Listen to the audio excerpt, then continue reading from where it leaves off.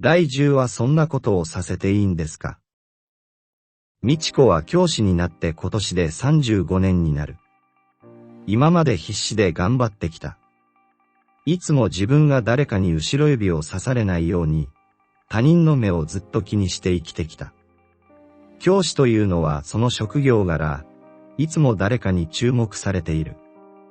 それは生徒だったり、同僚だったり、保護者だったり。とにかく四六時中、気を張って生きている。美智子が教師になったのは、昭和天皇が崩御する3年ほど前、22歳のことだった。2年経ってようやく仕事に慣れてきた頃、テレビでは連日、昭和天皇のご体調を報じるニュースが流れていた。その頃の話だ。美智子はまだ駆け出しで豊島のおばさんにたびたび難癖をつけられていた。若い美智子はそれだけで目立ち、おばさんのターゲットになっていた。決して美人ではない美智子は、卑屈な感じのする、いじめられやすいタイプだったのだ。あなたは一体大学で何を習ってきたの？このプリント。こんな漢字も書けないでよく教師になれたものね。あなた、かなり頭悪いわね。一体どこの大学を出たの？全く困ったものだわ。ごめんなさい。先生、次の授業の準備したら直しますので、それでいいでしょうか。あなたは何を言ってるの？今すぐこのプリントの誤字を直して、生徒全員分を印刷して。私の次の授業まで30分もないのよ。わかる？あなたのおかげでみんなが迷惑してるの。すみません。でも、30分じゃ、無理です。あなた、採用されて2年経ったら随分生意気な口を聞くようになったわね。他の先生もあなたの作ったプリントのせいで、生徒の前で大恥かいたのよ。この責任はあなた以外の誰にあるの？ごめんなさい。急いで作り直します。だから、許してください。そこへ、美智子の同期の高柳慎吾が通りかかった。おばさん教師は絵を見るなり急に声色を変えて話しかけた。あら、慎吾先生。今日も可愛いわね。昨日、美味しいコーヒーを買ってきたのよ。後で一緒に飲みましょうね。うふふ。美智子は背筋に寒気を感じながら、深々と頭を下げて、2階の準備室へ向かった。階段を上りながら、悔しさともやもやしたものが彼女の胸を圧迫して、大粒の涙が溢れてきた。途中、すれ違った先生が驚いて声をかけたが、美智子は反応すらできなかった。なぜ、私だけがこんな目に遭うの？慎吾先生だって、この前大きなミスをしたじゃない。なのに、なんであのおばさんは彼にだけあんな、エコひいきするの？私が何をしたっていうの？たかが、一箇所の漢字を間違えただけじゃないの。それなのに、私ばかりを目の敵にして。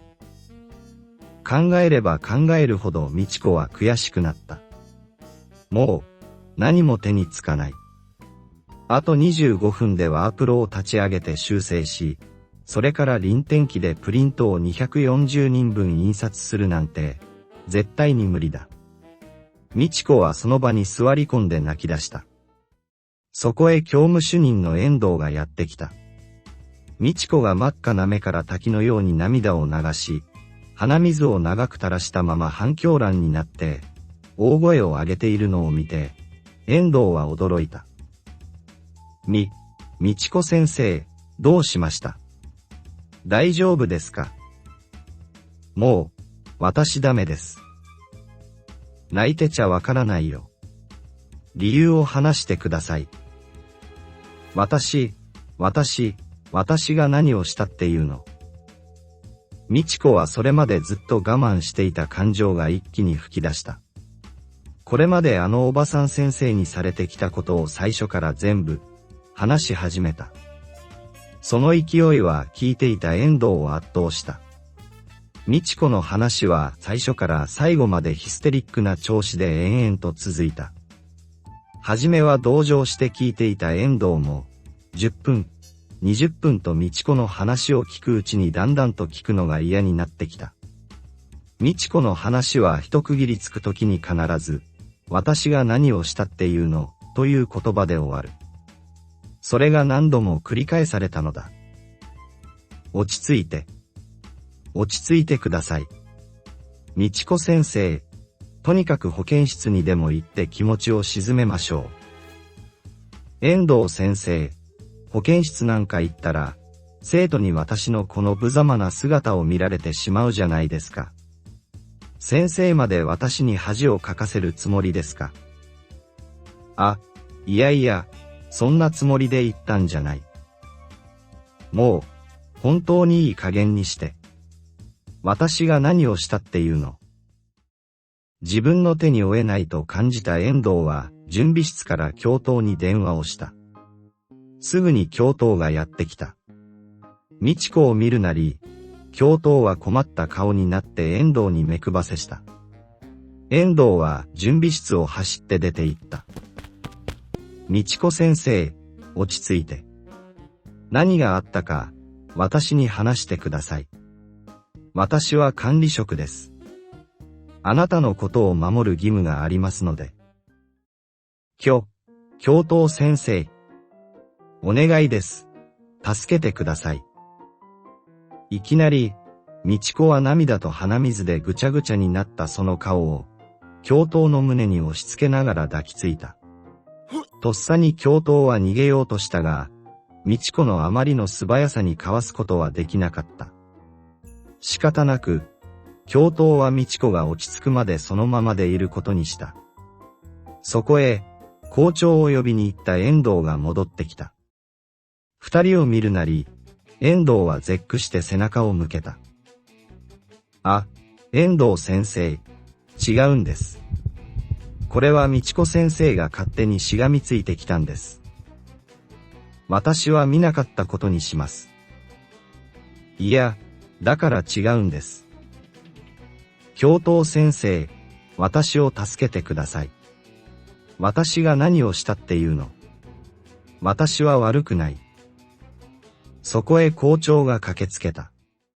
抱き合っている二人を目の当たりにして、校長の顔面は蒼白になった。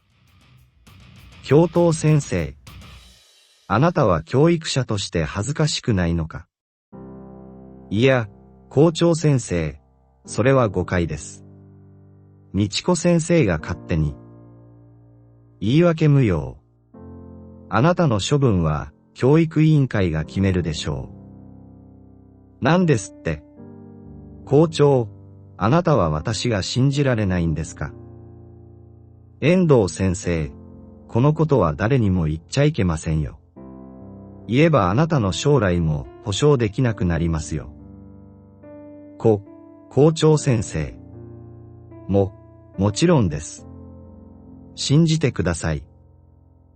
教頭は呆然としていた。これでこれまでの努力は水の泡になってしまった。出世の夢もいっぺんにどこかへ消え去った。瞬時に家族のことが頭に浮かんだ。目の前が真っ暗になって意識が朦朧とした。その時、チャイムが鳴った。そこへおばさん先生がやってきた。準備室で抱き合っている二人を見て、おばさん先生は目を丸くして、こう言った。校長先生、学校でそんなことをさせていいんですか。大場先生には何か見えるんですか。幻覚でも見てるんじゃありませんか。ごまかそうとしても無駄ですよ。私も慎吾先生に抱きつきたいわ。大場先生、一体何を言い出すんですか。この学校はみんなおかしい。次の年、教頭は降格になって田舎の学校に飛ばされた。風の噂で奥さんにも愛想をつかされ、自主退職したと聞いた。その5年後、遠藤は校長になって先生たちに毎日、目を光らせていたそうだ。その学校は監獄と呼ばれて不人気ナンバー1の学校となったらしい。あれから30年、美智子は今でも元気に教師をしている。生徒たちからもとても人気がある。他の先生たちの目を盗んで、テスト直前にはテストに出る問題の答えを教えるからだ。でも、他に美智子より優秀な教師を見つけると、生徒たちから自分の信頼をなくすと感じ、いつも校長室を吸収する。ある年、美智子は新任の校長に、自分の人気を守るため、いつものように告げ口を言いに行った。校長先生、小川先生がテスト前に生徒たちに問題の答えを教えています。そんなことをさせていいんですか？そうですか。この学校にはそういう先生が美智子先生以外にもいるんですね。そういえば、先生はだいぶ前に、教頭だった先生を退職に追い込んだことがありますよね。一体何の話ですか？そんな昔の話。だいたいその人は自主退職したんですよ。私は人を陥れたりしません。そうですか。実はその時の教頭は私の父親なんです。まさかそんな。美智子は二度と校長に告げ口することはなかった。美智子は校長が仕返ししてきたらどうしようと心配したが、結局何も起こらなかった。公務員である美智子は、法を犯さない限り、解雇されることはない。すでに美智子は定年退職まで残り1年になっている。しかし、悲しいことに、そんなベテランの彼女を慕う人は全くいない。ある日、鏡に映った自分の姿を見て、誰かに似てると感じたが、美智子にはそれが若い頃、自分を目の敵にした、おばさんだと気づくことはできなかった。以下の設問に答えなさい。1、美智子が教師になったのは昭和天皇が崩御する何年前か？ 2、美智子をいじめていたおばさん先生の名前を答えなさい。3、若い頃の美智子の容貌や雰囲気を本文に書いてある通りに説明しなさい。4、美智子を助けようとした教頭先生はどこで対応を間違えたのか。その場面で自分ならどうするか説明しなさい。5、年老いた美智子はどんな教師になったか？できるだけ詳しく説明しなさい。